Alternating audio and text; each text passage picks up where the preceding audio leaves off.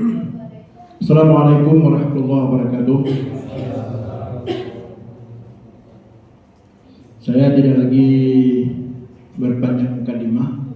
Saya hanya mengantarkan pemateri kita hari ini, di mana beliau akan memberi materi kepada kita hari ini, yaitu tujuan daripada pernikahan. Materi yang sudah ada di hadapan kita, nama beliau adalah Nawi LC ataupun LC. Tempat tanggal lahir beliau Sigli, tanggal 11 bulan 2 tahun 1983. Pekerjaan dan jabatan beliau penyuluh agama Islam fungsional Kecamatan Donga. Pendidikan terakhir S1 Al-Azhar Mesir. Alamat Darussalam Banda Aceh. Nomor HP 085227262988. Ada yang mencatat kan? Kalau ada yang mencatat saya perangkat lagi 085227262988. Bapak Menteri yang terhormat, peserta kita hari ini merupakan gabungan daripada 5 KUA. KUA Masjid Raya, Darussalam, Kota Baru dan Pulau Bintang. Juga ada tambahan dari beberapa KUA dari Montasik dan dari Darul Imarah. Jumlah pasangan semuanya adalah 20 pasangan. Mungkin hari ini belum hadir semua, kemarin juga tidak hadir semua. Entah kapan hadir semua kita nggak tahu. Cuman inilah materi kita hari ini yang berasal dari berbagai kalangan, baik dari segi pekerjaan maupun pendidikan. Mungkin ini saja yang bisa saya sampaikan kepada Bapak. Waktu dan tempat kami persilakan. Assalamualaikum warahmatullahi wabarakatuh. Bismillahirrahmanirrahim. Assalamualaikum warahmatullahi wabarakatuh. Alhamdulillahilladzi hadana li hadza wa ma kunna linahtadiya laula an hadana Allah. Asyhadu an la ilaha illallah wa asyhadu anna Muhammadar Rasulullah. Amma ba'd. Puji dan syukur marilah sama-sama hari ini kita memanjatkan kepada Allah Subhanahu wa taala, yang mana hari ini sampai detik ini alhamdulillah masih Allah berikan kepada kita nikmat iman, nikmat Islam, terutama nikmat kesehatan, hingga kita bisa menghadiri acara yang diadakan oleh Kementerian Agama di KUA Kecamatan Pulau Bintang. Salawat dan salam mari kita haturkan kepada baginda Rasulullah Sallallahu Alaihi Wasallam, yang mana beliau adalah suri tauladan kita dalam kehidupan, terutama dalam membangun rumah tangga yang sakinah mawaddah warahmah. Alhamdulillah tadi Pak Moderator telah menyampaikan sedikit identitas tentang saya, tapi alhamdulillah pada hari ini materi saya dulu aja nggak jalan-jalan gini aja ya.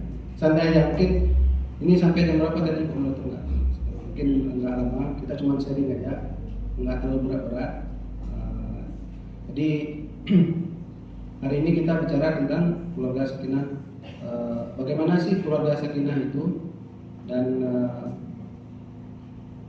apa yang menjadi unsur-unsur untuk membangun keluarga sakinah. Kemudian apa ciri-ciri yang menunjukkan pada keluarga tidak sakinah. Nah, Allah Subhanahu wa taala berfirman dalam Al-Qur'an, "Wa min ayatihi an khalaqa lakum min anfusikum azwaja." Ini ayat ini tentunya dari pertama kemarin mungkin ini udah biasa. Wa min ayatihi an khalaqa lakum min anfusikum azwaja litaskunu ilaiha wa ja'ala bainakum mawaddatan wa rahmah inna fi dzalika la ayatin liqaumin yatafakkarun. Dan di antara kekuasaannya yaitu dia menciptakan untukmu wahai laki-laki istri-istri dari jenismu. Artinya kita manusia, kita juga istri kita juga manusia kan. Nah, kemudian supaya kamu cenderung dan supaya kamu litaskunu ilaiha sakinah, litaskunu ilaiha, supaya kamu cenderung dan tentram kepadanya. Dan dijadikan di antaramu rasa kasih sayang, wa ja'ala bainakum mawaddatan wa rahmah. Jadi dijadikan di antara kamu rasa kasih dan sayang. Sesungguhnya pada demikian itu terdapat tanda-tanda bagi orang yang mau berpikir. Nah, inti dari ayat ini adalah menceritakan tentang keluarga sakinah. Harapan kita, tujuan pernikahan itu adalah kita ingin sakinah, bukan ingin artinya ada musuh, ada lawan baru. Nggak mungkin kan kita nikah itu ini udah dapat lawan baru nih, orang yang boxing dia ini udah bisa kita tunjukin, nggak mungkin. Pastinya kita menikah itu untuk membangun rasa cinta, ketentraman, dan gitu. Nah itu adalah keluarga sakinah. Jadi tujuan dari pernikahan adalah ibadah yang dirangkai dalam sakinah mawaddah warahmah. Nah, pengertian keluarga sendiri itu sebenarnya keluarga itu adalah kelompok terkecil dari masyarakat yang terdiri dari suami, istri. Tentunya nanti kalau kita berjalan waktu ada anak. Nah itu kelompok terkecil. Nah itu pengertian keluarga, bagian terkecil dari masyarakat. Sakinah itu sendiri mempunyai arti ketentraman. Kemudian mawaddah itu artinya rasa kasih sayang. Kemudian kalau rahmah itu lebih pada ampunan rahmat. Nah, gitu ya. Jadi kalau kita kesimpulkan berarti keluarga sakinah itu adalah keluarga yang di dalamnya itu ada ketentraman, ada di situ kasih sayang, ada di situ rasa memaafkan.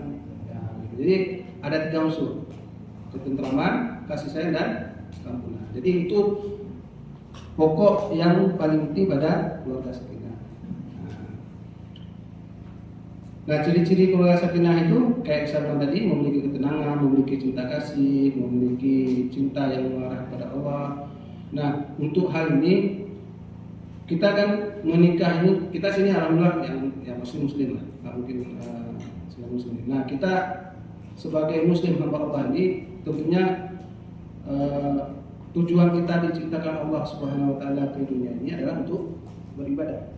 Nah, bagian ibadah yang paling besar menurut Rasulullah adalah menikah. Jadi nisfuddin, hampir juga separuh daripada agama itu adalah menikah. Karena mengapa menikah itu ibadah? Begitu luar biasanya ibadah-ibadah dalam pernikahan ini yang dianggap sebagai pahala yang luar biasa. Contoh, misalkan, kita menganggap mungkin sebelum kita ini belum ada pahala itu sama kita. Tapi setelah kita menikah itu ada. Contoh, ya, hal yang paling mungkin akan kita jalani ini suap-suapan sama istri nanti. Nah, misalkan lagi suap-suapan istri, itu luar biasa Pak. Dan itu nggak ada bagi orang sebelum menikah, itu nggak ada. Nah makanya dibilang nisfuddin. Ada banyak hal yang ada setelah menikah itu menjadi tolak ukur bahwa itu agama kita bisa sempurna. Nah kemudian dari ciri keluarga sakinah itu kita juga jauh dari rasa curiga, tidak percaya sama pasangan gitu kan. Jadi walaupun nanti ada curigaan nanti, tapi ada memang jalan-jalan bagaimana kita mengatasinya. Nah sebenarnya banyak. Ini waktu nggak cukup juga. Saya lebih fokus pada nanti pada keuangan. Karena itu intinya pada ciri-ciri keluarga itu pada ketenangan, ada cinta. Contoh keluarga yang tidak sakinah itu adalah keluarga di dalamnya penuh dengan perdebatan. Baru menikah atau dalam pernikahan udah yang lama menikah, itu juga perdebatan yang ada di situ. Dalam pernikahan itu perdebatan, rasa berbeda pendapat aja di situ. Cekcok aja perkalian, itu ciri-ciri keluarga tidak sakinah. Kalau nanti mudah-mudahan waliyahzubillah, mudah-mudahan yang ada di sini nanti terjauhkan dari ciri-ciri ini. Setelah ada bimbingan beberapa hari mungkin. Nah sebelum ini ada nggak dikasih tahu tentang konflik-konflik rumah tangga itu ada? Penyebabnya udah dikasih tahu? Enggak, belum ya. Jadi, jadi kalau misalkan di dalam balik lagi tadi, kalau ciri-ciri keluarga tidak sakinah itu keluarga yang di dalamnya itu memang penuh perdebatan, perkelahian, cekcok, cinta sudah kurang. Itu kan muaranya pada cinta sudah kurang. Kemudian ya tidak acuh, sikap acuh dan tidak acuh semuanya. Nah, itu kalau udah ada itu berarti udah mulai ada tidak sakinah. Arti tidak sakinah tadi apa? Tidak tenang, tidak tentram. Nah, saya ingin tanya nih, mungkin bisa kalau ada yang mau jawab bisa. Ini kita nih yang ingin menikah ini sudah ada nggak? Maksudnya dalam bayangan kita itu visi misi kita menikah itu ada? Jujur, kalau saya sendiri waktu sebelum nikah nggak juga, maksudnya nggak terpikir misalnya penting nikah aja dulu gitu. Tapi ini makanya sekarang ada bimbingan pernikahan itu. Jadi kita sesuatu itu apapun itu pernikahan atau belajar atau boleh kita harusnya ada visi misi. Visi itu tujuan, misi itu adalah jalan untuk mencapai tujuan. Visi kita sebagai pengantin, calon pengantin ini dalam menikahnya adalah untuk kayak tadi mencapai keluarga yang sakinah. Jadi, nah misinya itu nanti yang harus kita terapkan. Ada orang yang cuma punya visi aja, misi enggak. Cuma pingin aja, lihat tengok keluarga kayak lu, cuma bahagia ya, luar biasa. Tapi dia nggak mencari jalan untuk menjadi tercapai visi itu enggak. Cuman kibanjir kawin itu, kibanjir anak visi misi, berarti anak misi itu. Jadi misinya itu berarti kita membina keluarga yang rukun, yang tenang, hidup saling cinta. Dan saling cinta mencintai, kasih mengasihi. Nah, perlu yang kita ingat, pengantin mula mungkin kalau tidak dipupuk, kalau tidak dijaga, rasa cinta itu bahkan cepat hilang. Cepat hilang begini, artinya kan banyak kita dengar tuh, anehnya, nikahnya tiap ini, lo 2 bulan kayaknya, karena gitu katanya, ulang udah yang cewek-cewek awal pun, mungkin kita nggak ada sih. KHP, kawai pun kalau menikah KHP pun belum nikah, cerita kayak gitu mana aja. Unsur itu kasih itu akan kurang. Makanya perlu kita itu setelah menikah itu bagaimana kita tahu, kita belajar lagi bagaimana unsur-unsur itu tidak hilang. Karena memang itu yang penggerak kita. Kalau nggak ada lagi rasa cinta itu, udah kurang rasa cinta kayak teman biasa, itu rasa sakinah itu udah kurang, pasti. Jadi cara-cara itu nanti kita kasih tahu. Ya. Jadi kemudian tujuan menikah juga kita kan punya keturunan. Jadi sebenarnya visi daripada menikah itu selain memang dia tidak hanya cukup kayak orang-orang di luar kita Islam tuh dia hanya pada penting udah nikah itu aja. Tapi kita lebih dari itu. Kenapa dibilang nisfu agama? Karena kita fokusnya itu bukan hanya pada dunia saja, akhirat juga itu. Terutama baik bekal untuk kita sebagai amal ibadah atau nanti investasi kita di akhirat. Apa investasi kita? Pada keturunan. Mudah-mudahan kita insya Allah ini dikurniai keturunan yang banyak insya Allah. Jadi kita akan menjadi amal soleh kita nanti di akhirat. Jadi salah satu kita seperti kita tahu lah 3 amal yang tidak akan terputus ketika kita meninggal nanti. Salah satunya adalah anak yang soleh. Jadi ibadah kita ini menikah ini adalah satu ibadah, melahirkan satu generasi. Nah, generasi yang ada ini kita harapkan akan menjadi sebagai investasi kita di akhirat, pemberat kita timbang kita di akhirat. Nah, dan itu tidak akan menjadi investasi atau mudah kalau kita tidak punya ilmu. Kita tidak mengetahui. Ini orang Tuhan yang memegang. Kakek mana lagi mana kok kamu mana kayak. Nah, jadi hancur mana tadi ada pengetahuan dari leader kita sebagai pemimpin nanti di dalam rumah tangga ada tanggung jawab yang harus kita penuhi kepada anak kita, istri kita, anak terutama yang masalah anak pada pendidikan. Contoh yang paling kecil, kenapa anak itu bisa menjadi investasi yang luar biasa bagi kita di akhirat. Mungkin, nah kita setelah kita menikah, insya Allah kita punya anak. Proses anak itu kan dari dia kecil sampai dia. Nah, pada masa umur 2 tahun, 3 tahun, ketika dia mengenal huruf hijaiyah untuk dia bisa membaca Al-Quran, itu menjadi ladang amal kita yang luar biasa ketika dia tahu pada huruf-huruf itu dari kita.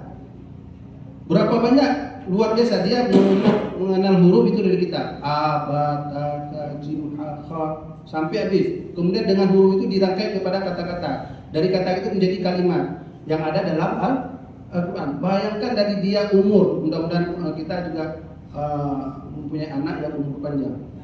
Ketika dia berusia katakanlah 60 tahun, dari umur 3 tahun sudah dia mengenal huruf itu, huruf hijaiyah, kemudian dirangkai dengan kata.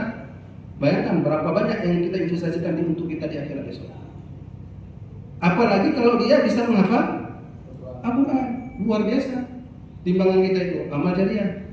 Nah, betapa sangat disayangkan andaikan kalau kita ini tidak mempunyai kompetensi, artinya kemampuan untuk itu, kita bisa untuk belajar, walaupun katakan sekarang mungkin kita tidak ahli-ahli ini, tapi masih ada waktu untuk belajar. Nah, ketika hal tersebut, kesempatan, opportunity itu atau kesempatan itu ada pada kita layakkan kepada orang lain. Contoh, umur anak 3 tahun kita titip di PAUD. Contoh, bukan salah PAUD, tidak salah. Atau pendidikan dia pada usia dini itu kita titipkan pada TK. Kemudian dia mengenal guru-guru tersebut dari gurunya. Luar biasa, pahala yang akan datang sampai 60 tahun akan diambil sama gurunya. Sedangkan kita hanya kebagian pada nafkah. Kita sudah menghilangkan satu aspek yang paling besar untuk kita tuai nanti atau kita petik nanti di akhirat. Nah, di situ artinya perlu pada kita itu untuk sangat-sangat memperhatikan pada hal-hal yang begitu. Jadi apapun itu untuk ibadah yang berkaitan dengan keturunan itu artinya pada anak harusnya kita handle sendiri, dan itu tidak akan bisa sekali lagi tanpa didasari oleh ilmu. Nah, itu tuntutan bagi kita untuk hari 2 hari untuk belajar sini nggak mungkin. Hari 2 hari ini kita sampaikan nggak telepon. Belajar itu adalah ya minal mahdi lana di kita dari buayan sampai bilang lahar. Artinya ketentuan itu sampai kapanpun ada. Nah, harapannya dengan saya ngomong atau kita mau sharing hari ini ya itu terbuka sedikit bagaimana caranya nanti setelah ini kita tidak belajar lagi. Bagi yang sudah mampu, alhamdulillah. Kalau belum mampu atau kurang kemampuannya, tidak kita gali terus potensi itu. Nah, kemudian saya lewati ini fungsi keluarga. Saya masuk ke fungsi keluarga. Fungsi keluarga itu seperti saya berarti dia ada parameter atau jadi tempat awal sebagai pendidikan baik bagi anak pada istri. Maaf. Nanti ketika saya sebelum jauh lagi saya tanya ini, ada nggak yang mengerti apa hakikatnya akad bagi kita laki-laki ketika belum terima anak kandung ayah tidak boleh memahas sekian tunai. Apa sebenarnya yang terkandung dari akad itu apa? Ada nggak yang bisa kita sharing aja, bukan apa? Ada nggak? Apa makna daripada akad itu? Oh, kalau kita bilang belum terima ayah kandung bapak ulun, belum terima anak kandung bapak fulana ulun dengan mahar diperlukan tunai. Kata-kata itu apa? Hakikatnya apa? Bisa apa itu? Nah, hakikatnya itu kita mengambil hak yang selama ini menjadi kewajiban dari orang tua si perempuan atau calon kita itu kepada kita. Kalau selama ini kewajiban pendidikan perempuan istri kita itu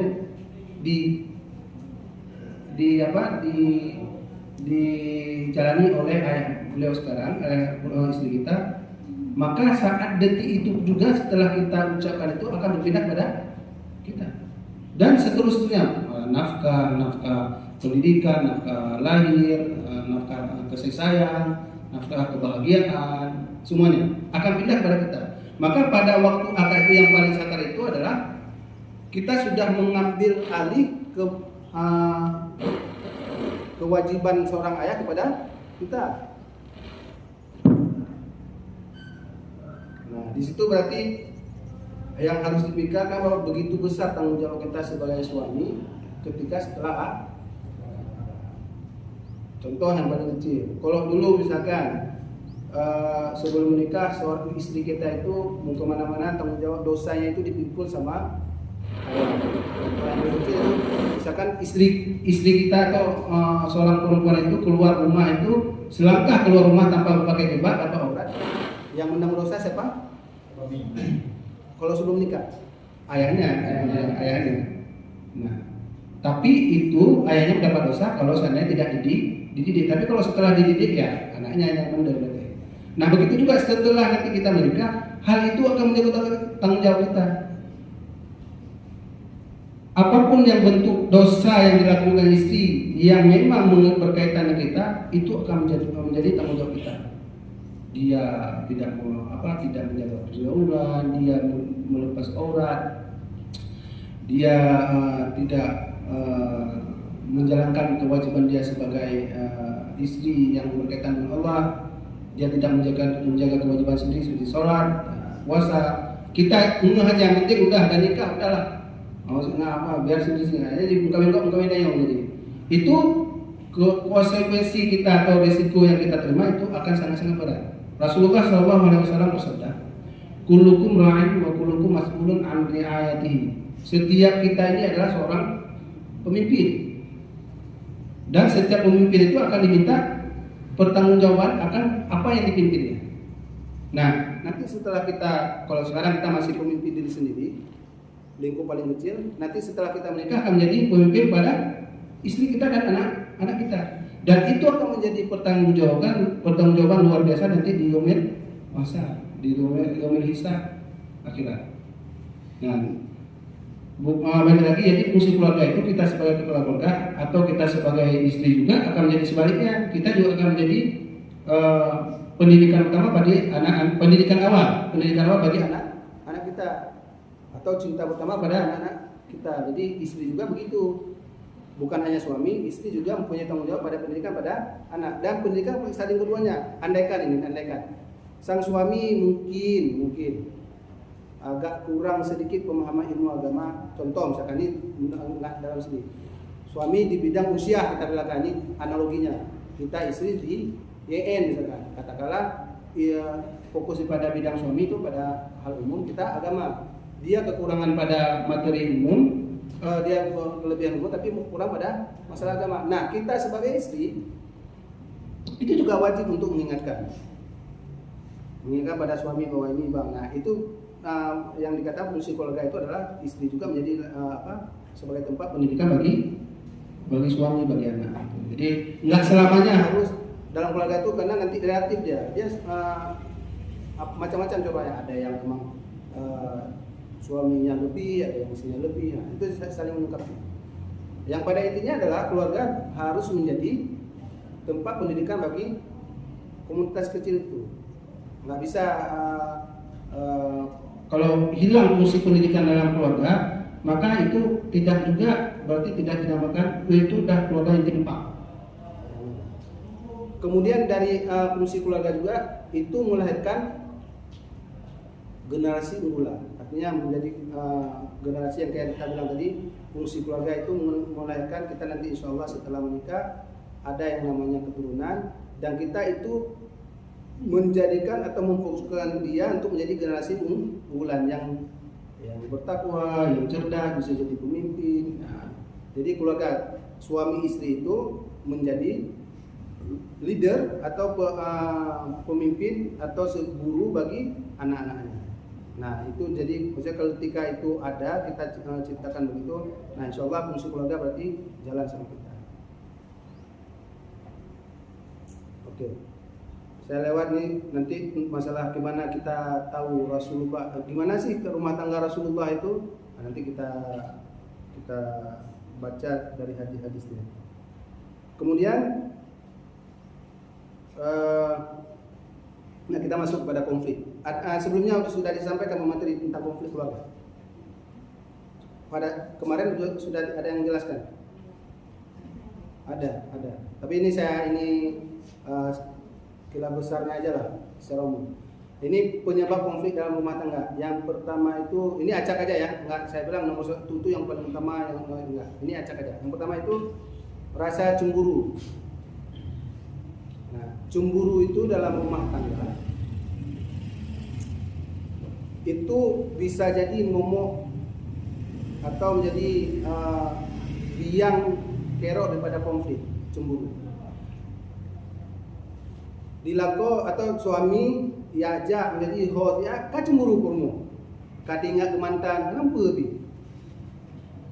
Kanya tu bi malam tu bi mungkin ada kebutuhan, mungkin dia adalah kerjaan kantor, tapi dengan rasa cemburu yang membabi buta, udah kita cemburu. Ada kebetulan misalkan suami karena rekan kerja mungkin mantan atau apa, tiba-tiba ada chatting, udah nggak cemburu, nggak menentu. Nah, cemburu yang nggak menentu itu menjadi biang kerok pada rumah tangga. Tapi rumah tangga tanpa cemburu pun itu nggak betul. Rumah tangga tanpa cemburu pun itu nggak betul. Artinya cemburu yang wajar-wajar saja. Nah, jadi kita melihat suami kita dekat dengan orang lain, udah hinten kali duduk sama kita lihat suami kita dah duduk sama cewek-cewek lain atau wanita lain duduk itu tanpa kita cemburu dan kita larang, itu enggak betul juga. Fungsinya ya kita cemburu itu ya kita ingatkan, tapi juga tidak berlebihan yang sampai harus jadi konflik yang luar biasa. Nah, harus seimbang. Cemburu yang bagaimana yang tidak boleh cemburu yang berlebihan. Tapi cemburu itu juga penting. Nah, yang kedua, ini sebenarnya titik fokus saya di sini. Masalah ekonomi. Ekonomi itu menjadi salah satu faktor kedua paling besar menjadi penyebab konflik rumah tangga di Indonesia. Menurut survei data dari Mahkamah Agung, 30 sekian persen perceraian itu disebabkan oleh faktor ekonomi. Yang paling utama itu faktor kekerasan rumah tangga entah gimana. Tapi yang paling nomor 2 yang paling besar itu masalah ekonomi. Nah, ekonomi itu enggak selamanya karena suami mungkin ini backgroundnya itu karena dia nggak punya kerja tetap, enggak. Bukan karena ekonomi itu karena kita seorang laki itu sebelum menikah itu nggak ada punya kerjaan tidak tetap, bukan. Banyak juga di sana faktor ekonomi juga kita lihat PNS, artis, apa semua itu dia juga bercerai. Jadi di mana letak masalah ekonomi itu? Masalah ekonomi itu pada saat tidak mengelola keuangan. Ini yang benar-benar harus kita camkan di ketika nanti kita mulai berumah tangga, kita bangun komunikasi antara suami dan istri harus terbuka. Berapa sih pendapatan kita, Bang? Berapa pendapatan kita, pendapatan istri, atau berapa dari usaha, itu harus jelas semuanya. Nanti kita buat semacam simulasi atau pembukuan, itu harus ada. Nah, ekonomi ini bukan menjadi sebab itu bukan pada banyak atau sedikit. Karena pada banyak itu banyak juga orang cerai karena banyak harta melimpah ruah, tapi mencerai di ujung. Ada juga. Tapi memang lebih banyak pada udah lah nggak ada duit, udah nggak ada kerja tempat, tapi bercerai karena faktor ekonomi, itu banyak yang begitu. Itu lebih pada pengelolaan. Nah, saya ingin menggambarkan sedikit tentang masalah ekonomi ini. Nanti setelah kita menikah itu, setelah kita menjadi resmi jadi suami istri itu harus ada program daripada keuangan. Karena percaya tidak percaya bahwasanya 40% atau 50% perjalanan rumah tangga itu didasari oleh ekonomi. Nah, di sini kita harus membuat perencanaan daripada pengelolaan keuangan. Nanti ngapain catat-catat itu, buat buku-bukuan, catat, bikin budgeting, artinya anggaran-anggaran yang ada mumet aja. Kenapa sih harus rajin nabung, nyiapin dana darurat segala-galanya? Yang ada capek aja. Kalau ada pertanyaan itu harus ada motivasi kuat. Di situ faktor utama dulu, nanti kita harus ada strong why. Strong why itu kita alasan kuat untuk membuat perencanaan. Kalau kita sudah membuat perencanaan, nggak ada yang namanya faktor kuat atau yang alasan kuat kita untuk membuat itu, nanti linglung kita.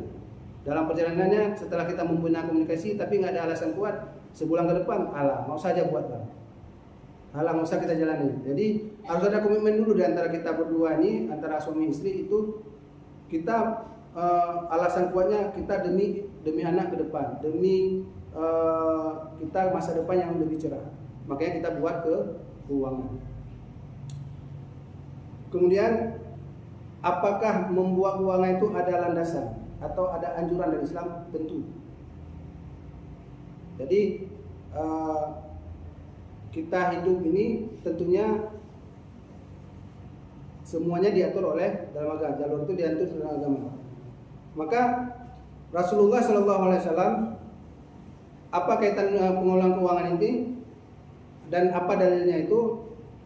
Kita ambil dari hadis Ibnu Tirmizi bahwa Rasulullah SAW bersabda, kedua kaki seorang hamba pada hari kiamat tidak akan beranjak hingga dia ditanya 4 hal. Ini sedikit dulu, nanti kita setelah dibangkitkan kita akan digiring ke padang mahsyar. Setelah kita padang mahsyar menunggu sesaat, kemudian Rasulullah SAW semua kebingungan pada umat kebingungan datang kepada Rasulullah untuk diminta sama Allah, sudah disuruh diminta kepada Rasulullah untuk berdoa kepada Allah disegerakan hari kiamat. Nah, setelah disegerakan yaumul hisab. Nah, ketika hisab itu disinilah kita tidak akan bergerak kaki kita sedikit pun, sampai tidak bergerak kaki tubuh kita nggak akan bergerak sampai ditanya akan empat hal. Yang pertama, tentang umur kita untuk apa kita habiskan. Jadi semua kita ini dari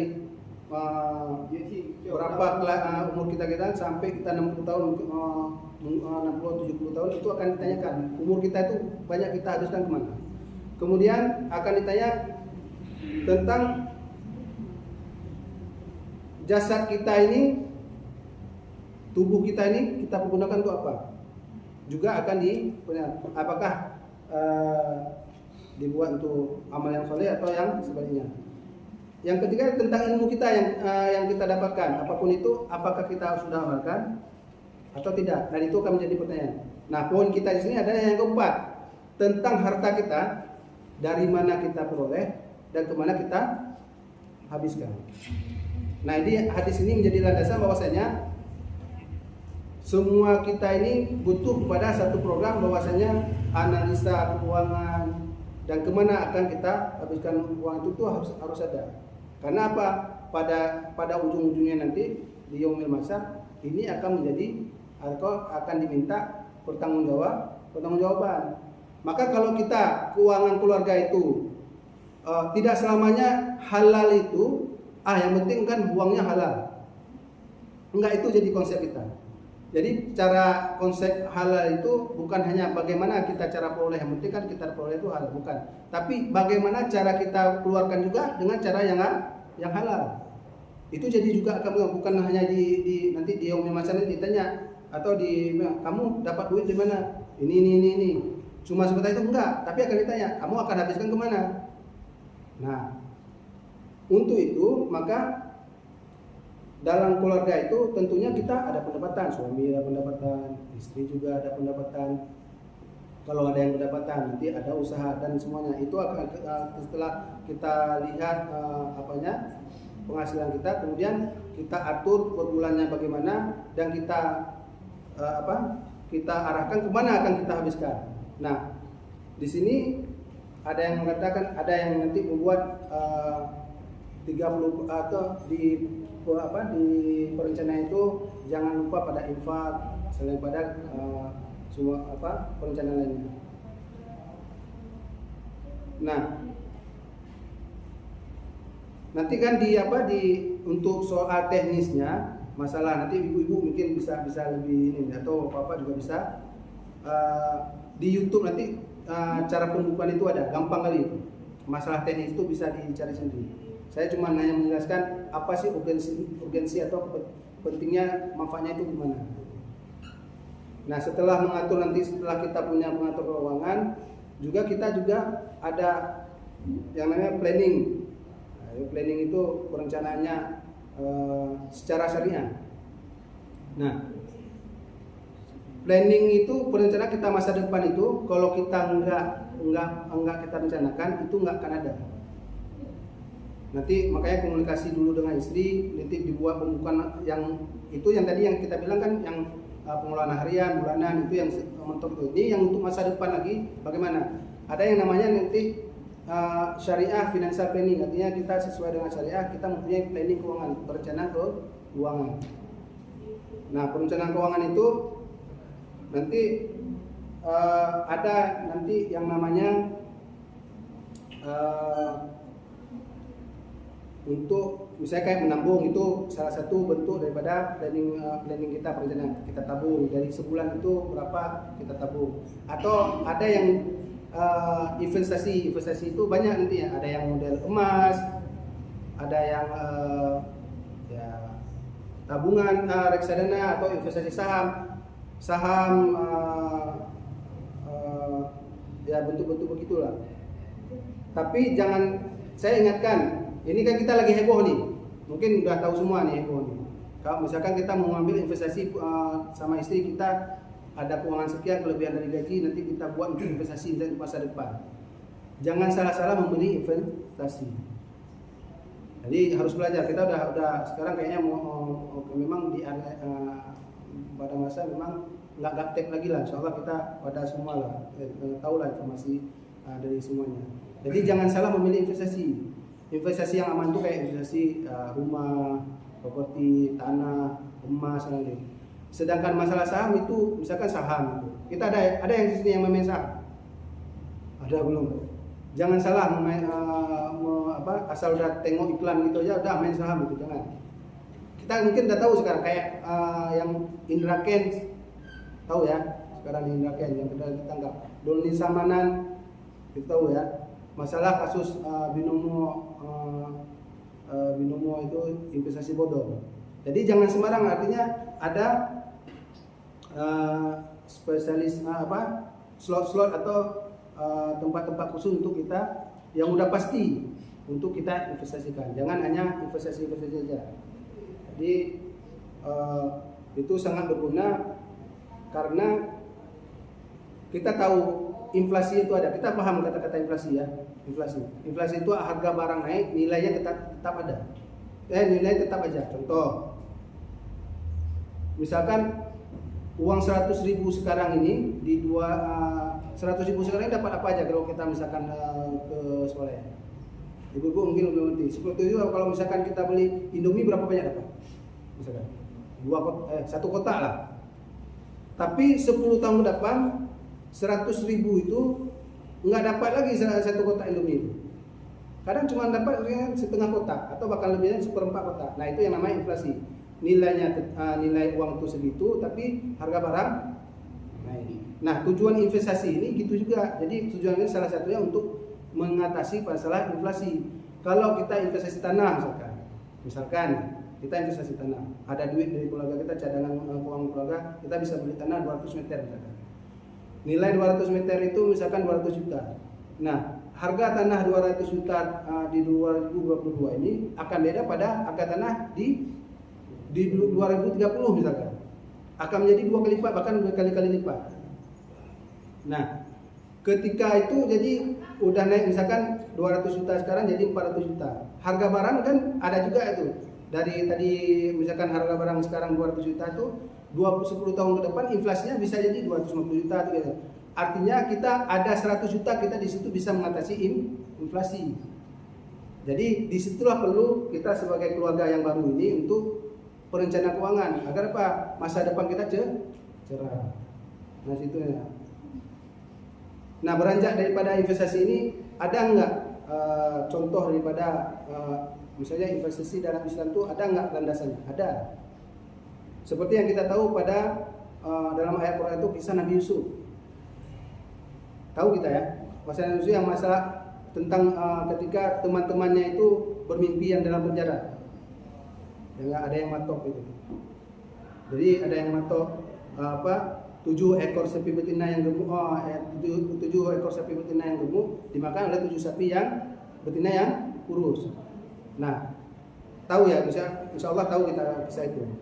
Kemudian ketika temannya itu raja, bukan teman, rajanya bermimpi itu, kemudian ditanya kepada tafsir kepada Nabi Yusuf, maka Nabi Yusuf berkata,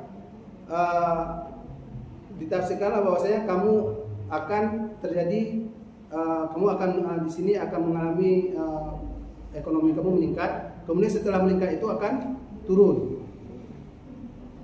Nah, ketika ditafsirkan begitu, raja dikasih tahu tafsirnya begitu, raja kemudian mempersiapkan apa yang diperingatkan oleh Nabi Yusuf. Akhirnya pada saat itu, singkat cerita, Mesir yang kala itu, Mesir ya, ini raja Mesir yang kala itu memang sedang raja dengan digalakkan 7 tahun itu langsung untuk ekonomi meningkat. Kemudian setelah diperingatkan oleh Nabi Yusuf bahwasanya setelah 7 tahun adalah masa politik, kemudian raja mengatur selama 7 tahun pertama itu disisihkan untuk masa politik. Artinya di situ ada Al-Quran menjelaskan bagaimana kita mengatur keuangan di saat kita sekarang ini. Setelah kita menikah nanti ada, di saat kita pernikahan kita ini kemudahan itu ada, rezeki itu ada, hendaknya itu dipikirkan pada saat susah. Jadi perencanaan itu ada dalam perencanaan itu slotnya namanya itu nanti dana darurat, itu harus ada. Kalau tadi perencanaannya itu di dalam slot bulanan itu ada yang namanya, atau jangka panjang itu namanya ada nanti misalkan biaya untuk jalan-jalan misalkan. Ada slot biaya mendadak lainnya misalkan. Ada slot satu lagi namanya dana darurat. Dana darurat itu sangat-sangat penting untuk dibuat perencanaan, disisihkan. Saya mau tanya dulu, ini ada nggak dari kita ini yang PNS ada sini? PNS ada? Umumnya nggak, kayaknya umumnya wira swasta ya. Wira swasta itu kan kalau beda dengan PNS. PNS itu kan dia mau gimana pun bulannya tetap masuk. Sedangkan wira swasta ini kita ini kadang-kadang nauzubillah, kadang-kadang pada tertentu nanti apalagi wira swasta yang bukan diikat oleh perusahaan tapi dengan sendiri aja. Misalnya kita jualan misalkan. Ada masa-masa kita di mana sakit. Atau di mana masa-masa kita kesusahan. Itu kalau kita tidak menslotkan dana darurat, maka itu akan jadi kesusahan nanti kita dalam rumah tangga. Contoh misalkan, ini kita kan pandemi udah berapa lama nih pandemi? 2 tahun. Nah sebelum pandemi usaha kita lancar. Itu yang fenomena yang kita dapatkan sekarang, yang memang waktu sebelum pandemi usaha kita lancar, semua lancar. Begitu sebelum pandemi lancar. Begitu pandemi diberlakukan PPKM, diberlakukan semua. Akhirnya kita usaha nggak bisa. Berapa banyak di luar sana rakyat Indonesia yang sebelum waktu dibuat pertama awal pandemi itu jatuh kesusahan. Yang dia bernama hari-harian, ada yang kita kan mendapatkan, ada yang bulanan, ada yang. Nah ini yang hari-harian itu langsung hilang, langsung kolap. Jadi karena memang dia tidak mempunyai dana darurat, akhirnya kolap. Akhirnya kolap itu misalnya kayak jatuh, nggak bisa, kesusahan. Jadi yang mau dibilang itu yang mau dibilang itu dana darurat itu tiba-tiba ada kejadian yang tidak menyenangkan atau tiba-tiba yang menyusahkan itu, slot dana darurat itu bisa kita optimalkan. Jadi kayak tadi saya bilang, dana untuk bulanan ada, kebutuhan pengeluaran ada, kemudian kebutuhan untuk kita main-main jalan-jalan itu jelas, kebutuhan untuk investasi itu berapa persen dari pendapatan ada, kemudian yang tidak bisa dilupakan, yang jangan sama sekali dilupakan adalah dana darurat, harus ada. Kalau bagi wira swasta itu, bahkan bagi orang orang finansial kayak BSI itu, orang fasilitatornya itu bilang, bagi orang yang tidak mempunyai kerja tetap, misalnya freelance itu, dia harus menyiapkan dana darurat itu bahkan 6 bulan sampai 12 ke depan. Misalkan begini logikanya, pengeluaran sebulannya itu kita pengeluaran misalkan 3 juta. Nah, bagi yang misalkan tidak ada pekerjaan tetap atau freelance tadi itu, wira swasta, itu harus ada di tabungan itu hampir kayak misalkan kita bilang bisa 18 juta, 20 juta itu harus ada tabungan itu. Atau jangan banyak kali 10 juta kita bilang. Artinya apa?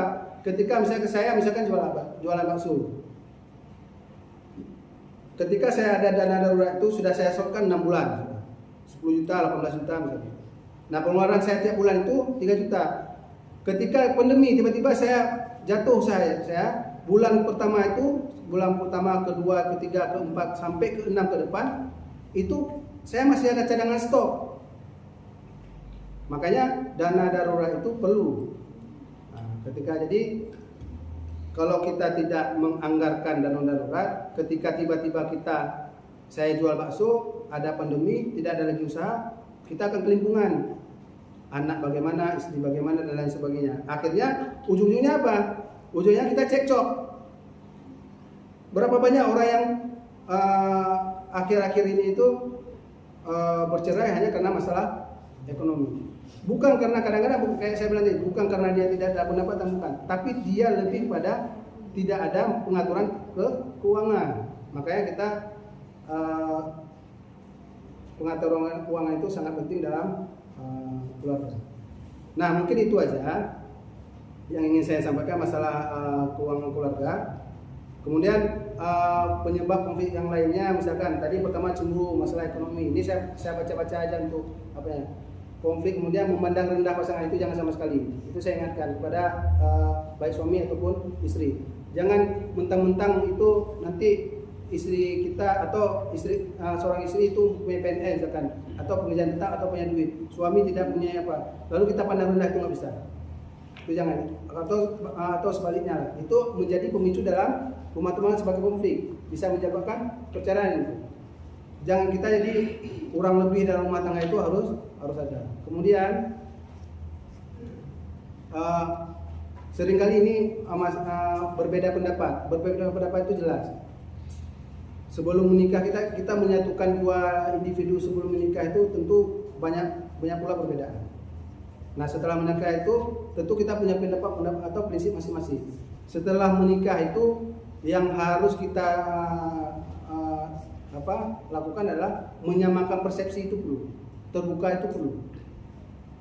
Misalkan prinsip seorang istri itu contoh kecil, bang, ini masalah misalkan dalam ruangan dalam kamar kita, si istri pingin dia memang bersih, capek bersihin, dia prinsipnya dia pingin selalu bersih. Datang kita laki nggak kita perhatikan itu si istri tentang prinsip dia itu. Kita acak-acakan setelah bangun atau kita apapun, yang penting istri itu nggak boleh. Jadi kita harus saling menutupi. Yang kelima yang menjadi faktor besar, salah satu faktor besar penyebab perceraian itu juga ada kekerasan rumah tangga, KDRT. Ini luar biasa nih ya, bagi laki-laki biasanya KDRT itu laki-laki. Ada juga perempuan KDRT ke laki, tapi itu presentasinya 1:99. Kalau ada cewek itu luar biasa, itu bisa tampar suami, dan suami itu nurut KDRT lebih itu luar biasa.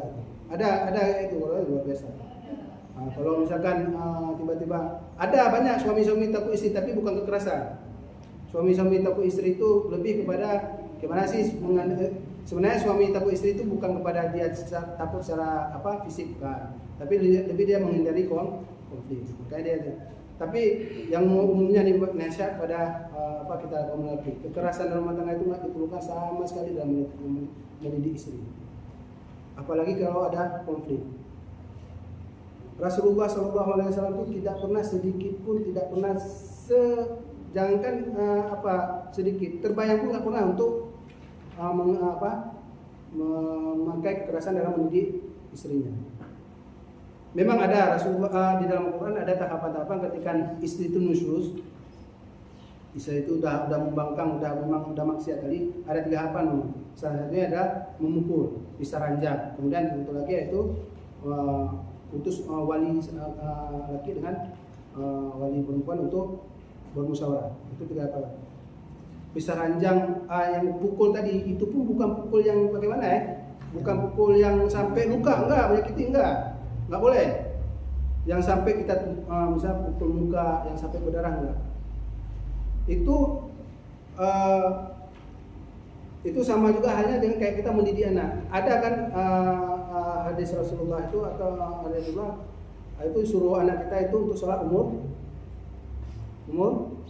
7 tahun. Umur 10 tahun enggak sholat, wadribuhum, pukul. Tapi pukul di situ bukan pukul injak-injak, pukul sampai pakai mana dia betul-betul rasa kesakitan, enggak. Pukulnya itu pukul misalkan ya itu misalnya agar dia tahu bahwa itu kita sudah marah. Nah, pukul di situ hanya menunjukkan atau mengindikasikan atau mensinyalkan kepada yang pasangan kita bahwa kita itu enggak suka akan hal itu. Nah, yang keenam kemudian termasuk konflik dalam rumah tangga itu kepada perselingkuhan ya. Perselingkuhan itu kemudian sama ini biasanya akhir-akhir ini didominasi oleh perselingkuhan itu oleh gadget, HP. Kebiasaan kita itu menjadi juga HP itu menjadi biang pada perselingkuhan. Jadi bagi siapapun ini perselingkuhan itu bisa 2 pihak itu, ya istri atau suami. Jadi harapannya itu jauhkan itu karena itu nilai itu sangat dicela di dalam Islam.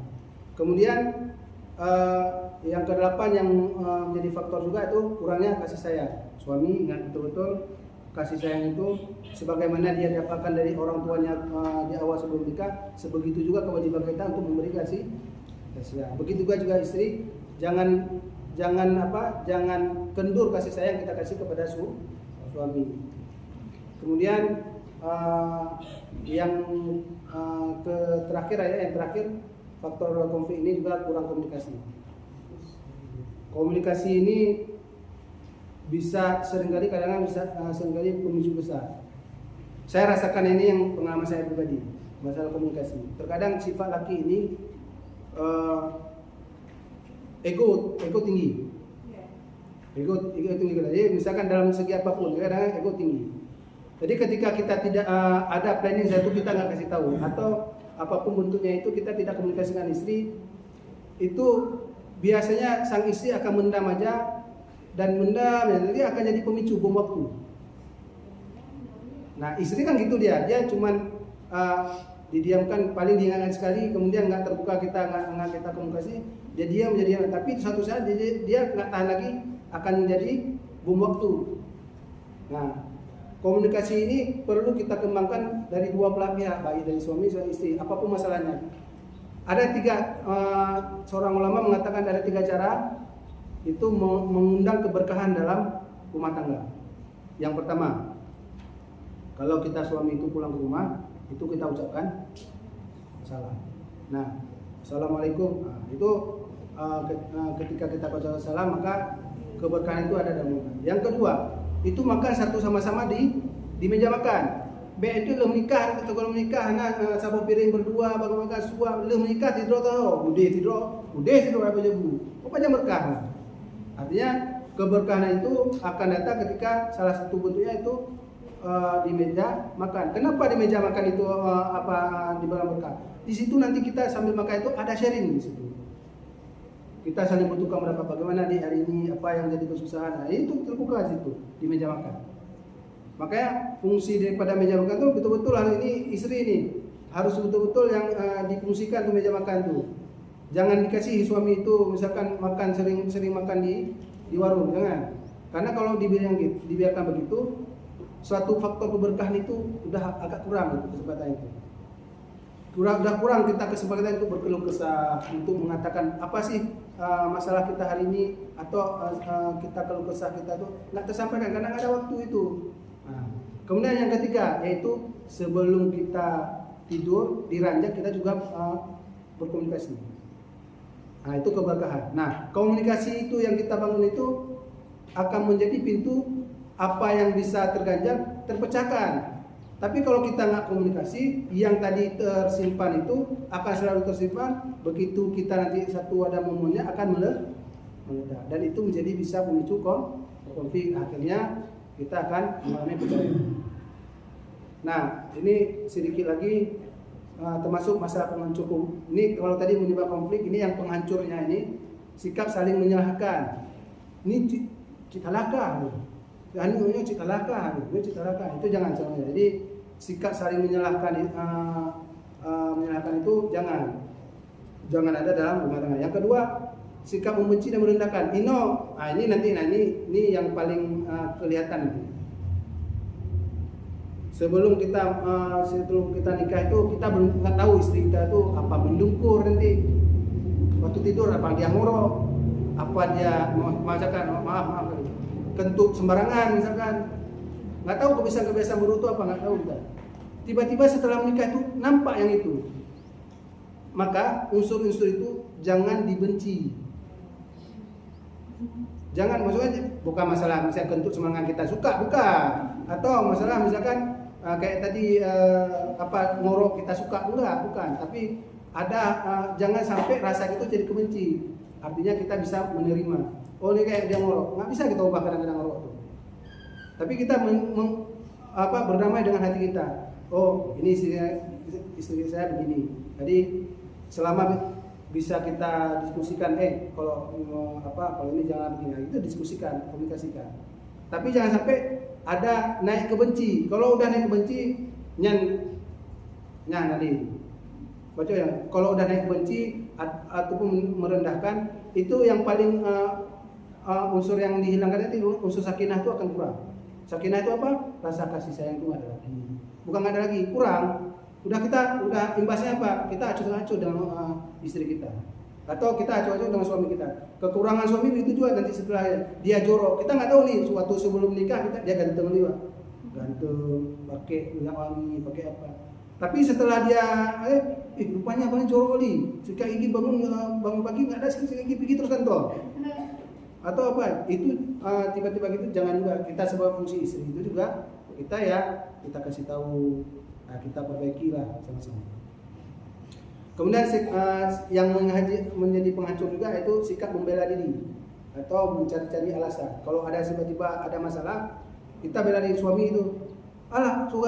Misalkan aku kan sibuk di luar. Ini masalah anak kamu yang urus nih. Pembenaran. Itu atau si istri bukan. Itu kan bukan tugas istri, itu kan tugas suami itu apa. Itu jangan. Artinya ruangan ego itu ditekan. Karena ketika kita tidak menekan ego itu, kayaknya bias-bias itu akan menjadi pemicu nantinya. Dan yang paling banyak tadi itu satu lagi yang terakhir itu sikap mendiamkan dan apa. Ini saya kasih bocoran sedikit sama apa. Banyak lelaki itu dia itu kalau udah marah tadi, kalau saya nih pribadi, saya nggak tahu juga. Saya bilang lah saya itu kalau di rumah tuh, kalau udah kesel tadi itu udah saya diamkan aja tuh. Saya diamkan aja. Lalu saya abai itu abai aja. Padahal sikap saya itu, ini kita sharing, makanya saya bilang ini sharing ini. Saya juga manusia kan kurang. Nah, sikap laki itu sering mengabaikan sikap mendiamkan masalah, abai udah gitu aja biar nanti selesai sendiri dia tuh masalah itu. Itu nggak boleh. Karena ketika nanti si istri pun seorang wanita itu dia akan mendam itu nggak akan lupa dia hal itu dia. Kalau nggak kita selesaikan itu, Nah, ketika nggak kita selesaikan atau kita diamkan itu, dia akan pendam terus. Nanti ketika balik lagi tadi akan jadi bom waktu kan, langsung pecah. Ini saya tanya sama istri kalau misalkan suami diamkan gimana? Misalkan soal cewek itu kalau didiamkan didiamkan itu. Nah, istri itu perempuan tuh fitrahnya perempuan paling nggak bisa didiamkan.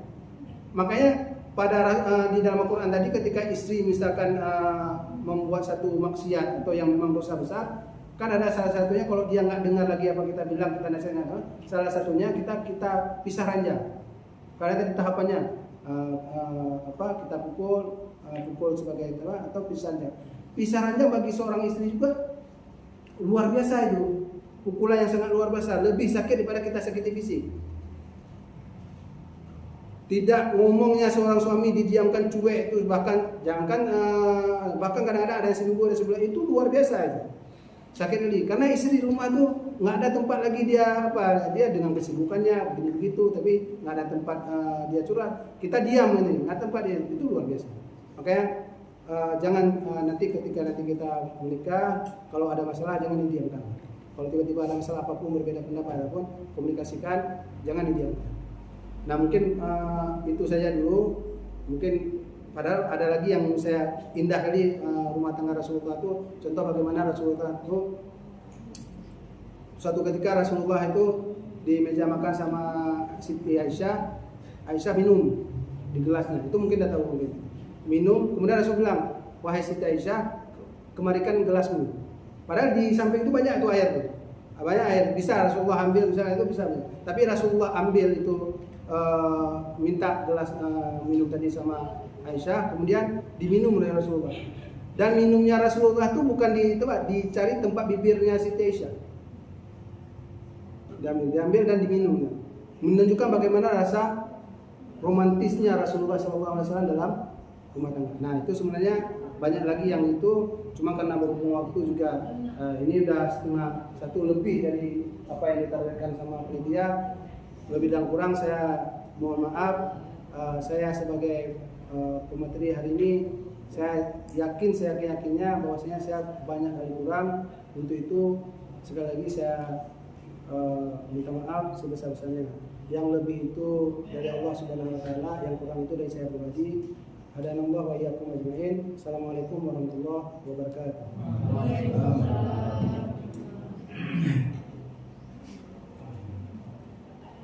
Terima kasih.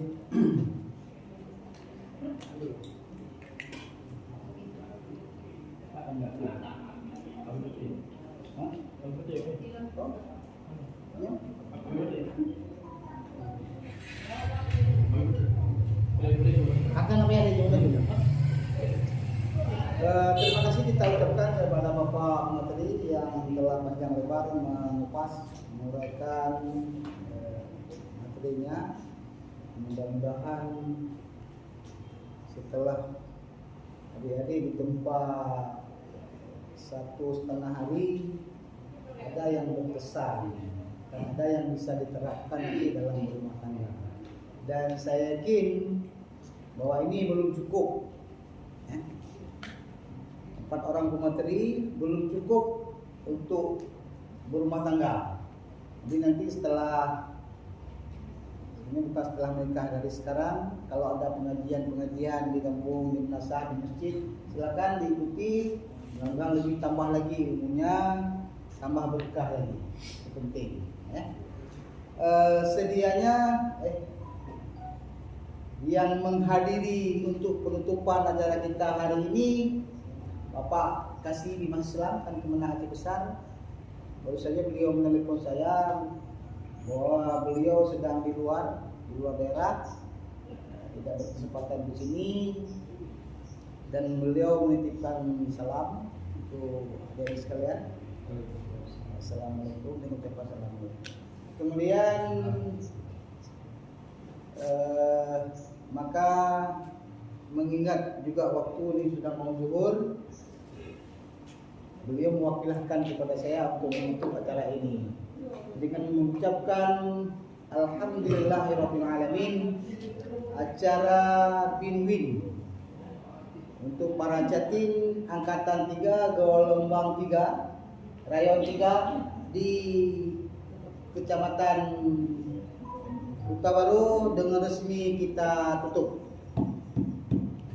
Alhamdulillah, kami dari panitia tentu saja dengan kondisi yang tidak nyaman seperti ini, kami mohon maaf. Ini memang bukan kemauan kita sebenarnya, tapi kondisi dan keadaan yang mengharuskan seperti ini. Maka sekali lagi, nama panitia, kami berterima kasih atas partisipasi dan perhatian adik-adik sekalian. Mohon maaf atas segala kekurangan. Saya akhiri, wallahul muwaffiq ila aqwamit thoriq. Assalamualaikum warahmatullahi wabarakatuh. Absen tadi sudah diadakan, sudah dipraktekkan semua belum? Sekarang kita bagikan sertifikat secara simbolis dulu. Betul ya. Fakhrul Razi ada hadir dengan Maisarah ya.